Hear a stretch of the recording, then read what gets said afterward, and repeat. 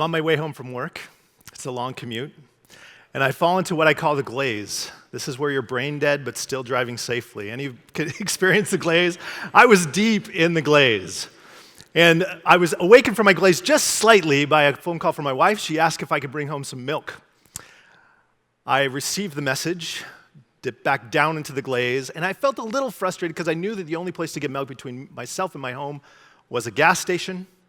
And at a milk gas station, when you go buy milk at a gas station, it's like extortion, right? They take a lot of money.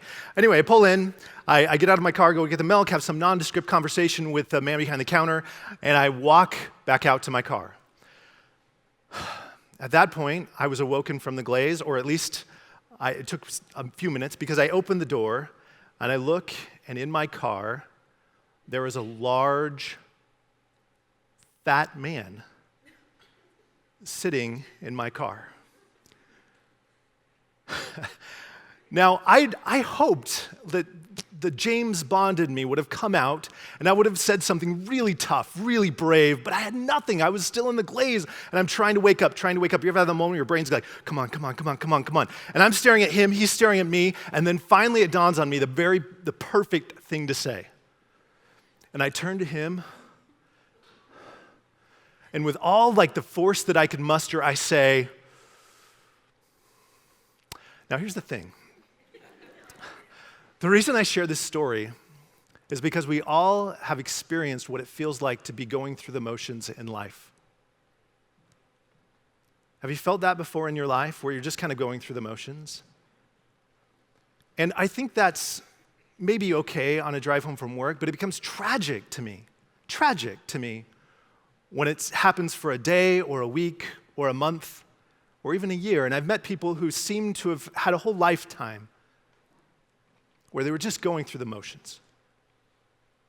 Did you know that only 15% of the global workforce is engaged? They probably learned it in school because 2 out of 3 kids are bored in school every day. Now, this kind of tragedy, this kind of atrocity is so familiar, so universal that it becomes invisible. We laugh about it on sitcoms. And yet, to me, it's tragic. Consider all the wasted days, all the wasted hours, all the absentee looks on parents' faces as they just go through the motions in their lives. So there I stood.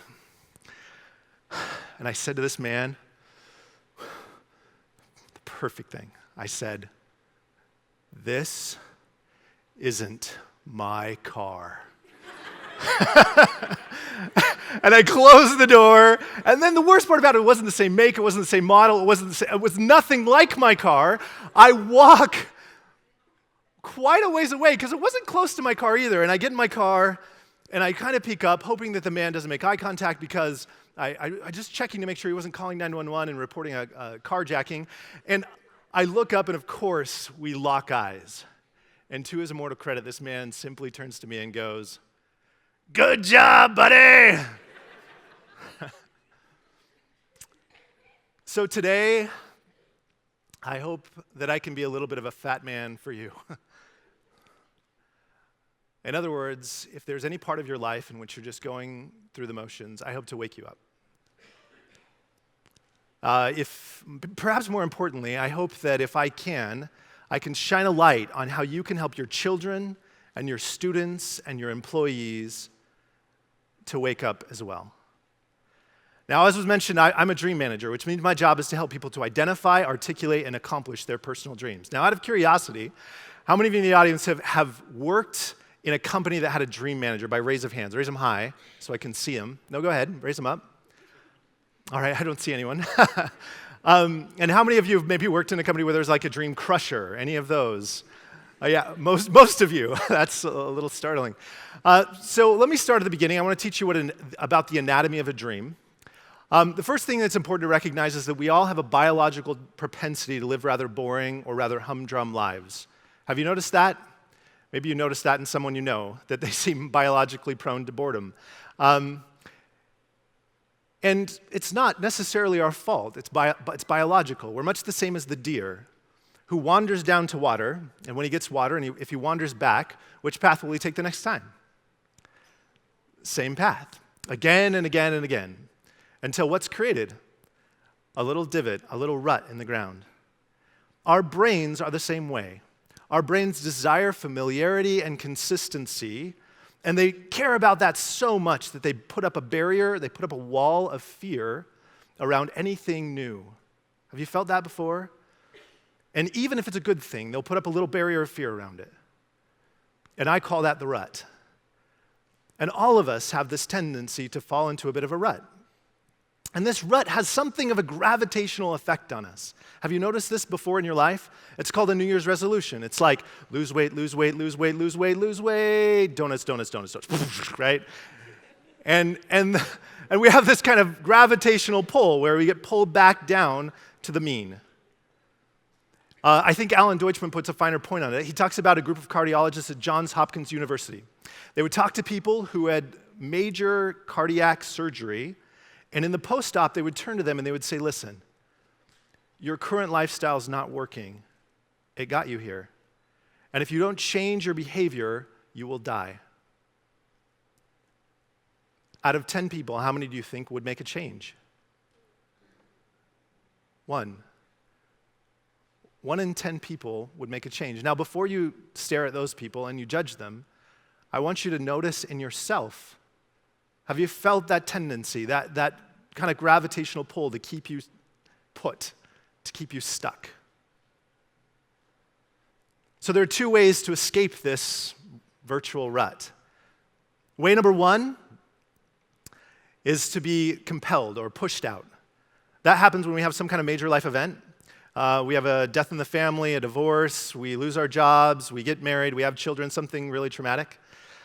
Those of you who have children may understand. And the second way is that we get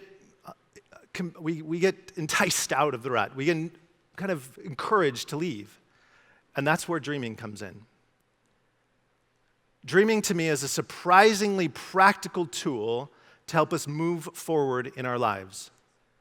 And dreaming at the end of the day is simply identifying things that are possible, that live outside of our current familiar, and then identifying them, writing them down. So some of our dreams might be to buy a new house, some dreams might be to travel, I had one person who wanted to ride elephants in Thailand, another person who wanted to get a US citizenship, and another person who wanted to meet Will Smith and spend a day with Will Smith. I have a little man crush on him, so I'm mentioning that here just in case this ever makes its way to him.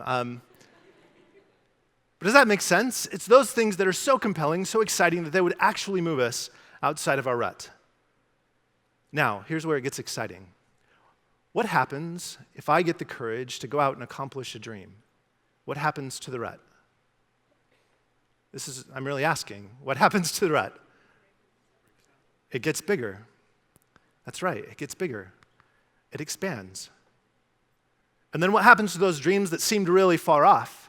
They feel closer. In fact, I had one dreamer that said, Dan, since I've been dreaming, those dreams that seemed impossible now seem possible. Those dreams that seem just possible now seem likely. Those dreams that seem likely now seem inevitable. They get closer still. And one dream after the other, we expand. Now, more important than the way the dreams engage with the individual is what happens to the individual as they dream. Think about it. What happens? What change transpires as I go on this journey and I accomplish one dream after the other? What happens to the person? Well, they grow. How do they grow? Well, they grow more confident, more creative. They have a greater ability to face life's challenges. They're more gritty. And now if I'm a teacher, if I'm an employer, and I look at the employee who's made that journey, guess what I think? That's the person I want. And so why is it that if that's the person we want, we aren't, as companies and schools, demanding that our employees, that our students dream? Why aren't we as individuals in the game of dreaming far more often? If that's the outcome, that's the result that we can get, that we can have creative, innovative members within our organizations. Why not? It's a good question, right? I came up with it. I think it's fantastic.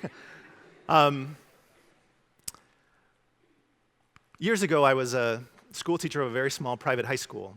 It was so small that I was the only teacher and I taught all the subjects. That's how small it was. And I remember one day I was teaching a class, and the class, we were teaching the American Revolution, and I looked out at my class, and they were looking up at me wide-eyed. They were part of the 2 out of 3 that were bored in school every day. There they were. And the best I can say is I threw a little bit of an adult tantrum, and I turned to them and I said, essentially, if you don't want to learn this stuff, I don't care about it. I'm going to my office, teach yourselves. It was kind of what I did. I went in my office, I sat down, and I felt frustrated, and I felt annoyed with the students, and I'm sure they were annoyed with me. And I started pondering the American Revolution. I started considering the British aristocracy. And the British aristocracy and King George at the time, they looked at these little upstart Americans, and they said, those folks need us. Because without us, they'll fall into lawlessness and debauchery. And then I had an incredible epiphany. I was King George. Because I thought to myself, without me, those teenagers will fall into lawlessness and debauchery. And so I walked out in a moment of insanity. I walked out and I said, listen, students, I'm so sorry. I'm King George. You're the Americans. I said, I just assumed you needed me, but I'm wrong. You don't need me.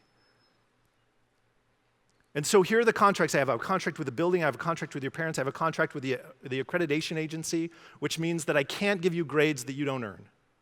But other than that, it's up to you. And I went back in my office. And for the next 3 weeks, those students taught themselves. The first complaint came in. A 15-year-old girl came in my office. Mr. Ralphs, it's not fair. The assignments they're assigning are way harder than anything you would have assigned. It was fantastic. Well, eventually they hired me back. It was really a good day for me. I was a little nervous. I'm like, what if they actually don't need me? This would not be good for job security purposes. And so I eventually was hired back, but the class forever was changed. I had students who were being punished because they were studying too much at home. Their parents couldn't get them to do anything else. I had one student who was crying, literally, as she left a math class because she had to go to a dentist appointment. I had to console her. Like, it's going to be okay. The math will be here when you get back. I had one student who was failing gym the year before. He would later say, I don't know how you failed gym. Went on to study 800 pages of Plato that summer voluntarily. And not only that, he went on to double major at Northwestern. And what happened? What changed? I simply gave them permission to create. And I got out of their way. Because let's face it, the relationship between employer and employee has been, and historically, large part adversarial. And it's not necessarily badly intentioned by the employer or by the school. It's just they simply have such a big agenda, it fills the whole room.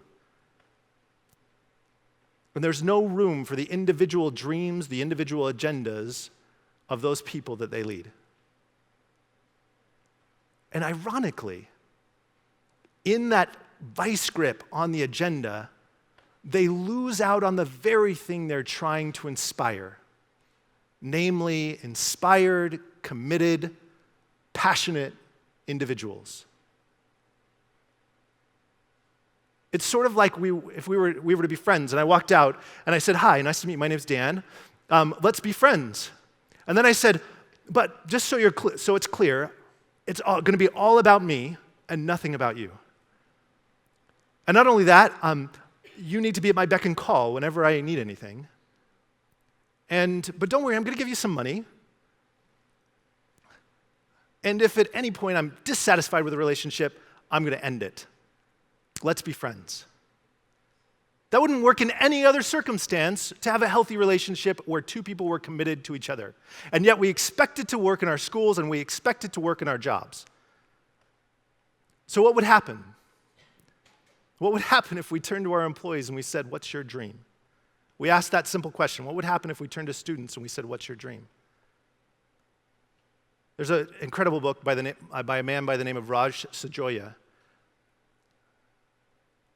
And he wrote entitled Firms of Endearment, and he talks about companies who do that, who have turned to their employees, to their stakeholders, and are as committed to the interests of their employees and stakeholders as they are interested in and committed to their shareholders. And those companies outperform the market 6-1. As a dream manager in my company, I noticed a similar phenomena. Those who accomplished personal dreams outperformed those who did not. Does it surprise you? I want to close by sharing my dream. I'm going to borrow some words from one of my very favorite dreamers. I have a dream that someday employers will turn to their employees and say, I know we have important work to do here, but I want to make sure we make space for your dream. I have a dream that someday that leaders will be judged as much about what they put to the bottom line as how many dreams are accomplished under their watch. I have a dream that someday schools and school boards will consider the 21st century skill of dreaming in an information age as important as arithmetic was in an industrial age. I have a dream that teachers will care about and nurture the dreams of those that they teach and will be as interested in those dreams being accomplished as moving their students on to the next grade level. I have a dream that parents will teach their children to dream, and they'll do it mostly by example. I have a dream that all of us will choose to find something worthy of waking us up in the morning, and that we will never spend a week or a month, much less a year, just going through the motions in life. That's my dream, and I hope you'll join me. Thank you.